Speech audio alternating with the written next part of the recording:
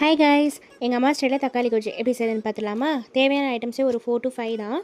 ஒரு கடாயில் எண்ணெய் ஊற்றிட்டு கடுகு போட்டுக்கோங்க. கடுகு பொரிச்ச உடனே 2 பெரிய சைஸ் வெங்காயம் குட்டி குட்டிஸாக நறுக்குனது அதையும் போட்டு வதக்கிக்கோங்க. அப்புறம் ஒரு 10 பல் பூண்டு அதை இடித்து வச்சது, அப்புறம் தேவையான அளவு க்ரீன் சில்லிஸ், கருவேப்பிலை கொஞ்சம் இதெல்லாம் போட்டு நல்லா வதக்கிக்கோங்க.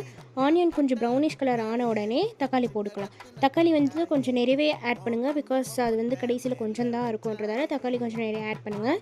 தக்காளி போட்ட உடனே கொஞ்சம் தேவையான அளவு உப்பு, மஞ்சப்பொடி கொஞ்சம், தண்ணி கொஞ்சம் இதெல்லாம் ஊற்றிட்டு ஸ்டவ் மேலேயே ஒரு 15 to 20 மினிட்ஸ் அது வந்து நல்லா குதிச்சிச்சுனாலே தக்காளி கொஜ்ஜு வந்து சூப்பராக ரெடி ஆயிரும். அந்த கொஜ்ஜு கன்சிஸ்டன்சி வர வரையும் நீங்கள் வந்து குக் பண்ணுங்கள். அவ்வளோதான். அடிக்கடி நடுவில் வந்து கிளறிட்டே இருங்க, பிகாஸ் அடி பிடிக்கும். அவ்வளோதான். இது வந்து ரைஸுக்கு, சப்பாத்திக்கு, பூரிக்கு சூப்பராக இருக்கும். ட்ரை பண்ணி பாருங்கள். இந்த வீடியோ உங்களுக்கு பிடிச்சிருக்கும்னு நினைக்கிறேன். வீடியோ பிடிச்சிருந்துச்சுன்னா லைக் பண்ணுங்கள். கண்டிப்பாக சேனலை வந்து சப்ஸ்கிரைப் பண்ணுங்கள். இன்னொரு வீடியோவில் பார்க்கலாம். அது வரையும் பாய்.